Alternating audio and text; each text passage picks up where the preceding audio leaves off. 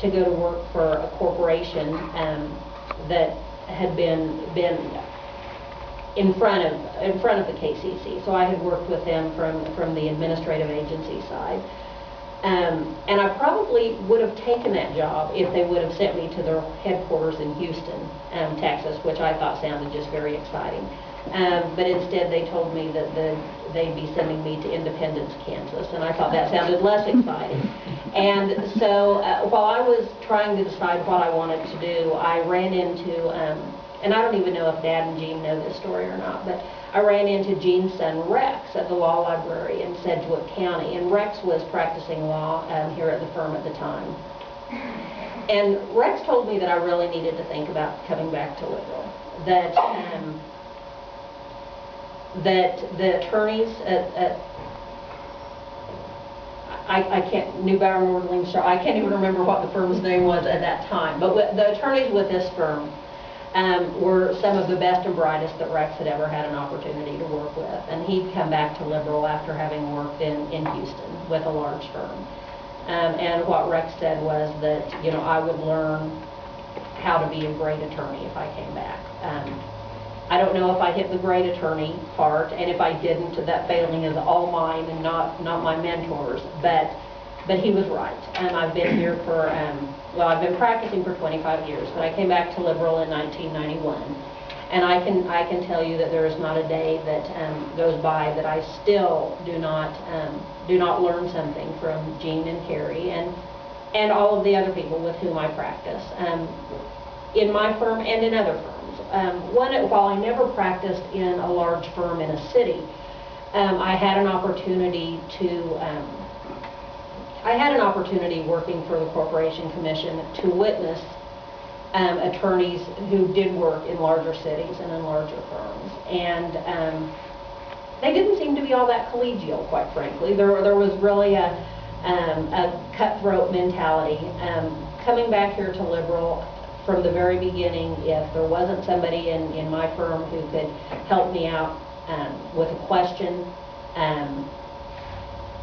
you know, I could call Jim Yoxel, and he would be happy to help me out. Working in a small community such as Liberal has just really been a blessing, because there are, I mean, everybody just always seems very willing to help out, and I'm just not sure that you have that exact same type of atmosphere in the large firms and in the large cities. I have no idea how many people were in my law school class. I know that about 50% of them were women. And when I moved back to Liberal, I think I was the 4th woman lawyer at the time practicing here in Liberal, and I was trying to do a head count. I think today there are 8. Although we sort of have a rotating crop here. So we've had a lot of women attorneys at various times since I've been back.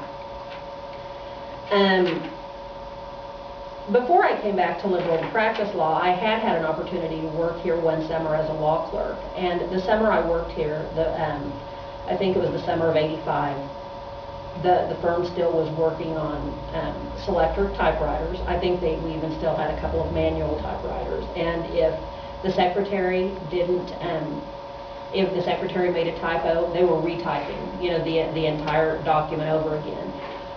When I worked for the state, they didn't provide secretaries for us, so we did a lot of our own work. And when I came down to practice law, I was asking where my computer was. Now in '85 we were also fighting over whether to spend money to get a fax machine. You know, the summer of '85. That was the one big dispute I remember the attorneys having.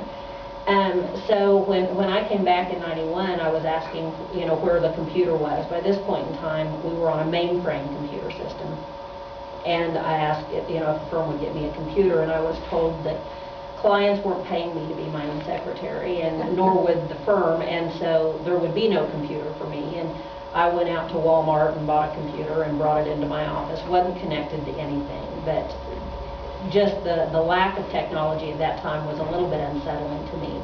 Since then, and it's certainly not been recent, it's been evolving. Everybody in the office has a computer. We do a lot of our legal research, as Kerry mentioned, on the computer. We have clients who have gone completely to a paperless environment. And while it may take a couple of retirements at our office, I am committed to trying to work toward a paperless environment as well. But we, while I don't have the experience or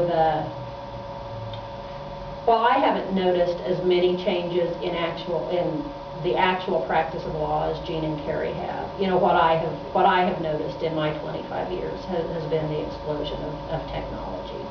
It certainly, well, instead of those days where, you know, you're down at, or the nights where you're down at the office working after dinner or on weekends, technology allows me to practice remotely. I can, you know, access every file in the office, my calendar from home, which makes it easier and more convenient for me to spend time with my family, but still make sure that I'm not neglecting what my partners expect of me and what my clients expect of me.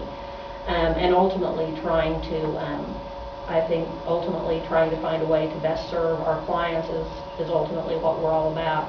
Gene told me, I think within my very first week that I came down to practice, that if I would take care of my clients would take care of me. And ultimately, that's what I think all of us try to do on a daily basis, is find a way to best and most efficiently serve our clients. So.